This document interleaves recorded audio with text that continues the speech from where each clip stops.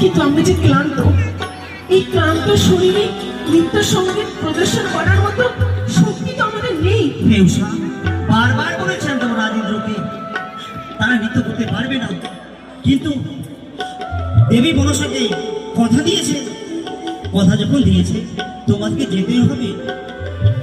দেবঋষি কি বিশ্রাম করো। আমি কথা দিচ্ছি, দেবরাজের উঁচু মতো কখনো নিচু হতে দিব না। উষাকে যেমন করে হোক আমি সঙ্গে করে ছুটে আসছি সেই অমরাবতীতে। সাবধান হতো, সাবধান, বিলম্বনে অবসর। তোমরা এই সবার পশ্চাতে। তাই হবে দেবঋষি, তাই হবে। উষা